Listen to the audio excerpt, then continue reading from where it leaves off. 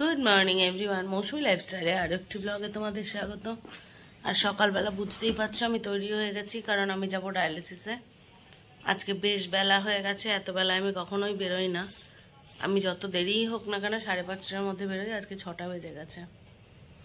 কিছু করার নেই, আজকে একটু উঠতে দেরি হয়ে গেছে, গোছগাছ করতেও লেট হয়ে গেছে। আজকে জানি না কত নম্বরে আর কটায় শুরু হবে। এত দেরি হয়েছে মানে প্রচুর সময় লাগবে শুরু হতে। কিছু করার নেই, র্যাপিডো বুক করা হচ্ছে, এবার বেরোবো। চলো সঙ্গে থাকো, দেখা হচ্ছে হসপিটালে গিয়ে। তো ডায়ালিসিস নেওয়া হয়ে গেছে, ব্যথা করছে, কিছু করার নেই, ব্যথা তো করবে যখন নিডল থাকে না। বাড়ি ফেরার পালা, আর আমাকে নিতে এসেছে।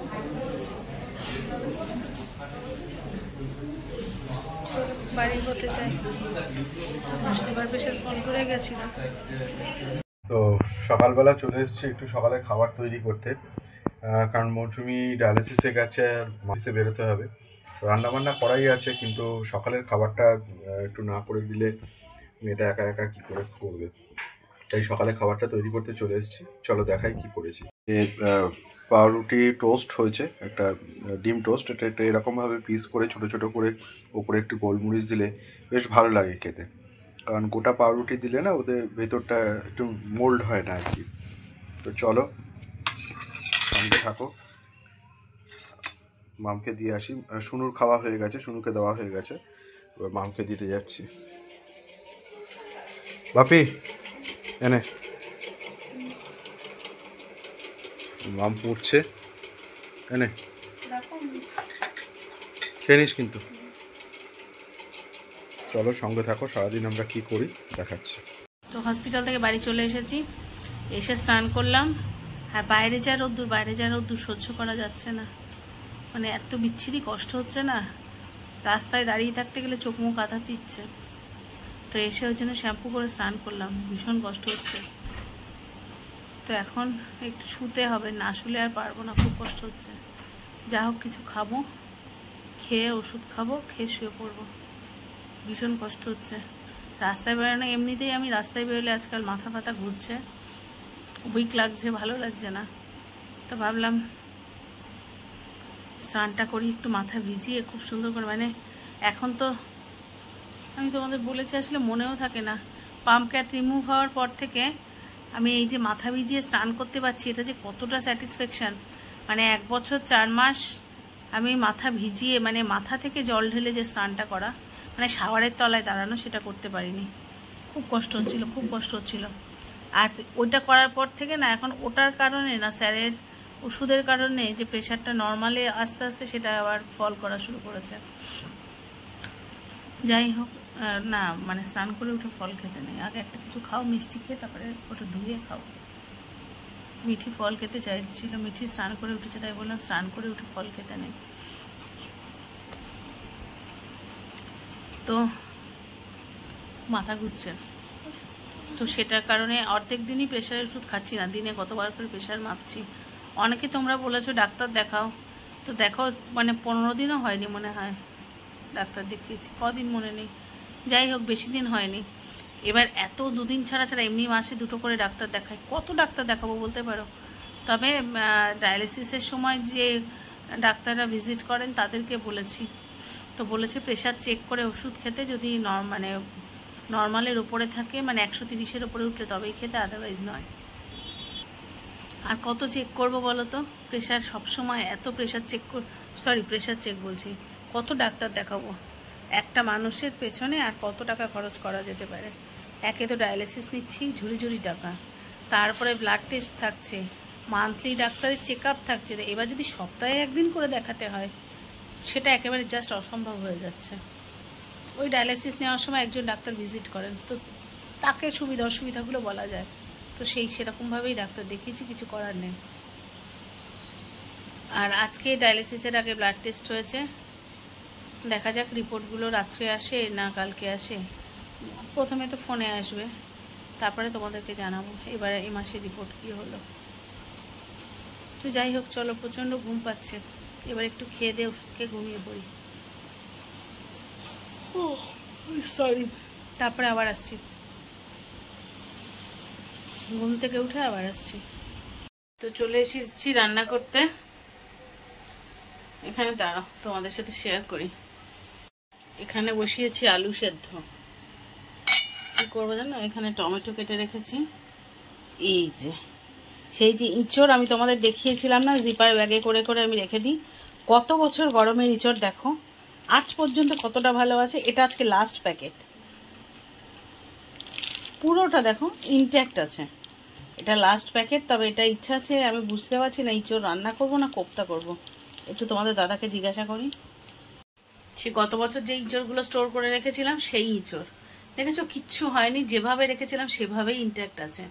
এখন আজকে আমার একটু ইচ্ছা করছে ইঁচড়ের কোপ্তা করব, কিন্তু দেখি তোমাদের দাদাকে জিজ্ঞাসা করি কি বলে, ও যা বলবে সেটাই হবে। যদি ইঁচড়ের কোপ্তা খেতে চায় তাহলে তাই হবে, আর যদি এমনি প্লেন ইঁচড় রান্না মানে নিরামিষ ইঁচড় রান্না তাহলে সেটাই হবে।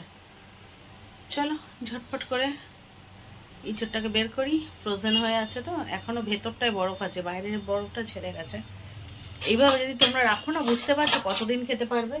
অফ সিজনে তো ইঁচড়ের প্রচুর দাম, আর সিজনে যখন ইঁচড়ের দামটা অনেক কম হয়ে যায় তখন যদি আমরা এরকম করে রেখে দিই সুন্দর থাকে। আমি আমারটা দিয়ে তোমাদের দেখিয়ে দিলাম যে দেখো কত দিন আছে, এবং ভেতরটাও কিন্তু কিচ্ছু হয়নি। দাঁড়াও আমি তোমাদের ঢেলে দেখাই। দেখো এখন ওই যে বের করলাম তো, বরফটা একটু একটু রয়েছে, এগুলো কিন্তু বরফ। তবে অবশ্যই এরকম জিপার ব্যাগে রাখতে হবে। দেখো বরফ পুরো ঠিক আছে, মানে একদম পুরো মনে হচ্ছে না একদম ফ্রেশ ইঁচড়। তবে এরকম জিপার ব্যাগে কিন্তু রাখতে হবে। যদি তোমরা মুখ লক মানে এই যে খুললাম, অর্ধেকটা নিলাম আবার অর্ধেকটা পরের দিন, তাহলে কিন্তু হবে না। যে জিপার ব্যাগ খুলবো সেইটা পুরোটাই ইউজ করবো, যে অর্ধেকটা বের করে নিলাম বরফ কেটে গেল আবার অর্ধেকটা ঢুকিয়ে রাখলাম তাহলে নষ্ট হয়ে যাবে। ওই পরিবারে যতটা লাগবে সেই পরিমাণে করে জিপার ব্যাগে রাখো, আর অবশ্যই হাওয়াটা বের করে রাখতে হবে জিপার থেকে, তাহলে একদম যেরকমটা সেরকমই থেকে যাবে।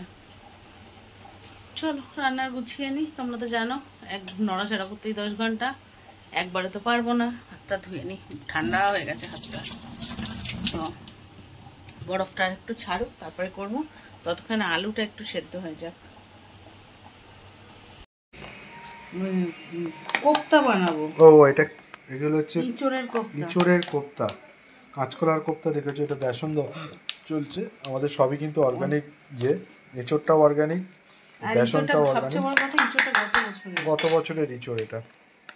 তো এটা একটা নতুনত্ব, রোজই ডাল ভাত মাছ ভাত মাংস ভাত খাওয়া হয়, আজকে একটা নতুন। তো এই হচ্ছে চলছে এটা কোপ্তা, যেটা আগেরটা দেখালাম ওটা ছিল, এই হাতের মধ্যে পাকিয়ে অসম্ভব ধৈর্য নিয়ে করতে হয়। খেতে কতটা ভালো হবে সে একমাত্র খারাপ হবে একে মৌসুমি জানে। এক্সপেরিমেন্ট চলছে কিন্তু, হ্যাঁ তোমরা সবাই আমার উপর দিয়ে সাথে এক্সপেরিমেন্ট করেও আর কি, মানে আমাদের উপর দিয়ে আর কি। কারণ অ্যাকচুয়ালি খাবে না তাহলে তোমায় দেবো না, অ্যাকচুয়ালি এগুলো তো নিজে খেতে পারে না, ওই জন্য আমাদেরকে দিয়ে আর কি খাওয়ায়। তো খারাপ হলেও আমরা খাবো, ভালো হলেও আমরা খাবো, এরকম একটা ব্যাপার আর কি। দেবো না না সে খেতে তো হবেই। কেন খেতে হবে না এক্সপেরিমেন্ট তো না, এক্সপেরিমেন্ট খেতে খারাপ হবে না। না সেটা দোকানেরটা আর বাড়িরটার মধ্যে তফাৎ থাকে, যাই হোক ডেফিনেটলি থাকে। দোকানেরটা প্রচন্ড আনহেলদি, বাড়িরটা ভীষণ হেলদি। ও এটা গ্যারান্টি কে দেবে? আমি। এফএসএসআই যে লেখা থাকে সেই লেখা থাকবে এর মধ্যে? খেতে হবে না তোমায়, তুমি ডাল ভাত খাও। ওটা আবার ডাল ভাতেও যদি এফএসএসআই খুঁজে বেড়াও তাহলে তুমি শুধু ভাত খাও, নাহলে নিজে রান্না করে খাও। তবে আমি এফএসএসআই দিতে পারি, কারণ এই প্রোডাক্ট যেগুলো রান্না করছে সেগুলো সবই কিন্তু অর্গানিক প্রোডাক্ট আমি নিয়ে আসছি। সুতরাং আমি 100% শিওর এতে ক্ষতি হবে না, যদি না তুমি এর মধ্যে কোনো কারুকার্য করে থাকো। কি কারুকার্য করবো? রান্নায় আবার কি কারুকার্য করে মানুষ? তোমার হাতের জাদু, এটাই হাতের জাদু তো ভালো হবে, কি বলো? আচ্ছা আচ্ছা আচ্ছা। তো তোমরা দেখতেই পাচ্ছ চলছে এখন কটা, এখন বাজে হচ্ছে রাত্রি 8:35-40। তো এখন সবে পাকানো চলছে। তো সময় লাগে নাকি মশলা টসলা সব করা? হ্যাঁ আলু সেদ্ধ হয়ে গেছে, মোটামুটি 10:30-11টার আগে রান্না নামবে না আশা করি। হ্যাঁ ঠিক আছে, তারপরে দেখালে 8:40 রান্না শেষ হলে টাইমটা আমি দেখিয়ে দেবো। হ্যাঁ তো এটা এরকমই চলে আমাদের আর কি। হঠাৎ করে মনে হলো একটা এক্সপেরিমেন্ট হঠাৎ করে চলে গেল। এটা লাস্ট প্যাকেট, গত বছরের যে স্টক। ও এটা লাস্ট বছর, মানে গত 2024 সালের সত্যি তাই, সেইটা আমাদের দেখাচ্ছে। মানে তোমরা ভাবো, মানে কি আর বলবো না, যদিও ফ্রোজেন করে রাখা, উইদাউট এনি প্রিজারভেটিভ কালার বা ফ্রোজেন করে রাখা। এটা ডেফিনেটলি কালারটা দেখলেই তোমরা বুঝতে পারবে যে এখন অ্যাজ ইট ইজ রয়েছে। দেখো ইঁচড়ের যে কালার, আমি গোটা অবস্থা দেখিয়েছি, খুবই সুন্দর আছে। এটা সত্যি 2024, এটা লাস্ট প্যাকেট, কারণ 2025-এর ইঁচড় উঠে গেছে। আমি এখনো কিনতে পারছি না, বাজারে দেখছি অথচ কিনতে পারছি না, কারণ আমার নিজেরটা তো শেষ হয়নি, দেখেও কিনতে পারছি না। না এগুলোকে শেষ, হ্যাঁ বাজারে ইঁচড় উঠে গেছে আমি দেখি। হ্যাঁ তা আমি তো কিনছি না তো, কারণ আমার গত বছরের স্টক ফুরায়নি। আমি এখন কি করে কিনবো, এবার কিনবো। আজকে এটা হয়ে যাক, শেষ হয়ে গেছে নাকি? আজকে লাস্ট প্যাকেট। আর কত? ও এইটা কি এঁচড়টা কি সেই গ্রাম থেকে আনা এঁচড়ই ছিল গত বছরের?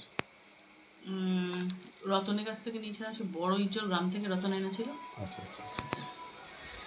তো যাই হোক, এই আমাদের এঁচড় এখন চলছে রাত্রিবেলা। তা এঁচড় হচ্ছে, আর এখানে কি ভাত করা আছে নাকি? না না করবো, দাঁড়া। ও এই বেসনটা হচ্ছে অর্গানিক বেসন, আমাদেরই প্রোডাক্ট। নিজের এগুলো আমাদের মায়েরা তৈরি করে, গ্রামের মায়েরা। দেখো এখানে লেখা আছে পুরো সার্টিফাইড অর্গানিক, বিজে সার্টিফাইড। এটা আমাদের নিজস্ব ব্র্যান্ডের তৈরি এটা। তো এইটা আজকে রাত্রিরে খাবার। এর সাথে কি করবে আমি জানি না।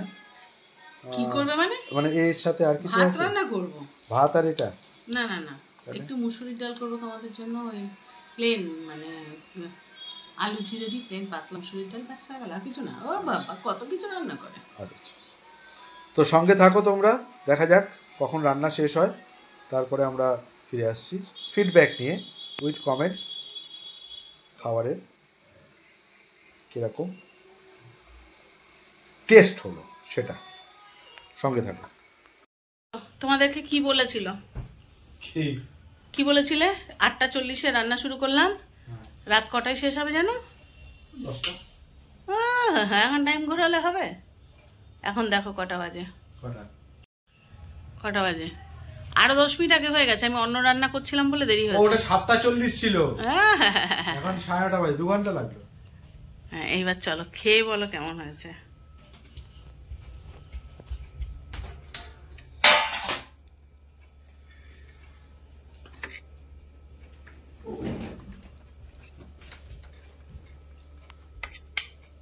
আলু তো আলু দাও। ও এরকম টাইম বললে বুঝি এক্সট্রা একটা কোপ্তা পাওয়া যায়? এই স্বামী কেন টাইম বাদে? হ্যাঁ তুই খা, দেবো একটা। তার আগে তোর বাবা রিভিউ দিই, তোর বাবা আগে রিভিউ দিই তারপর। হ্যাঁ সে তো খাবি, নাও।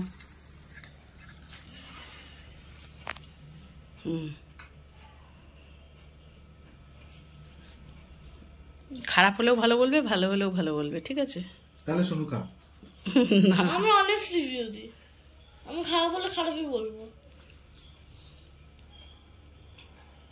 বউয়ের রান্না সবসময় ভালো বলতে হয়। বোঝা গেছে ভালো হয়েছে, ইচ্ছা করে খারাপ এক্সপ্রেশন। শুনো যা তো, খেয়ে দেখ, খেয়ে দেখ। জাস্ট ফাটাফাটি। তুই খাবি? হ্যাঁ খাবো। দাঁড়া দিচ্ছি, হা কর। বাজে গো তুমি, দাও তো আমার।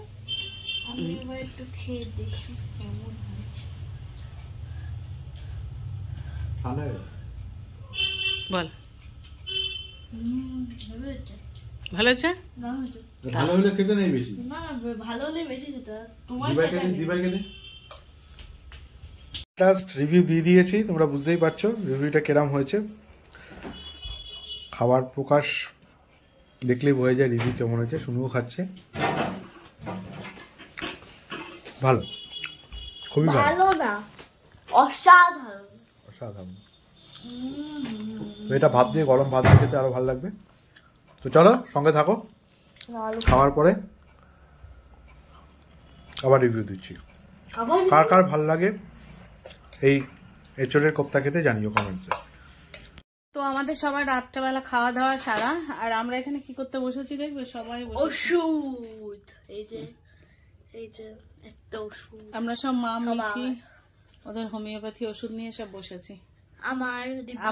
আমার হয়ে গেছে ওষুধ খাওয়া, আর ওরা 2 বোন আর ওদের বাবার হচ্ছে ওষুধ নিয়ে বসেছি। সঙ্গে আছে প্রেসক্রিপশন, কারণ শুরুতে মনে থাকে না, প্রেসক্রিপশন দেখে দেখে খাওয়াতে হয়। হ্যাঁ, প্রেসক্রিপশন দেখে দেখে ওষুধ খাওয়াই, তো সেটাই বসেছি, একটা করে ওষুধ খাওয়াচ্ছি। আর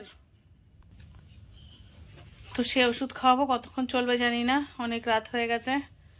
তো হ্যাঁ, তোমাদের যেটা বলার, তোমরা অনেকেই প্রশ্ন করেছো যে আমার সপ্তাহে কটা ডায়ালিসিস চলে, তা ভাবলাম রাত্রেবেলায় উত্তরটা দিই। আমার সপ্তাহে 3 দিন করে ডায়ালিসিস চলে। আবার কেউ জিজ্ঞাসা করেছে আমার কতদিন ধরে ডায়ালিসিস চলছে, তো এটা মার্চ মাসে আমার 1 বছর 5 মাস ধরে ডায়ালিসিস চলছে। শুরুতে আমার 2টো ডায়ালিসিস চলতো সপ্তাহে, লাস্ট 2 মাস হলো সপ্তাহে 3টে করে ডায়ালিসিস শুরু হয়েছে। তো হয়তো তোমরা ভাবছো যে আমি কেন উত্তর দিচ্ছি না। সবসময় আসলে অনেকেই কমেন্টস করে, তো সবসময় লিখে লিখে সম্ভব হয় না, আবার আরেকজন করবে, তাই ভাবলাম চলো ভিডিওর মাধ্যমে উত্তর দিই। তো এটাই। তো চলো, আজকে বেশ রাত হয়ে গেছে, এখন ওদের ওষুধগুলো খাইয়ে শুয়ে পড়তে হবে। তো আজকের ব্লগটা এখানেই শেষ করছি। সবাই যে যেখানে আছো ভালো থেকো, সুস্থ থেকো। আর যদি নতুন কোনো বন্ধু আমার চ্যানেল ভিজিট করে থাকো, প্লিজ চ্যানেলটা সাবস্ক্রাইব করে পাশে থেকো। আর ব্লগটা একটুও ভালো লেগে থাকলে লাইক কমেন্ট শেয়ার করে পাশে দেখো। দেখা হচ্ছে নতুন ব্লগে, ততক্ষণের জন্য সবাইকে শুভরাত্রি। Good night.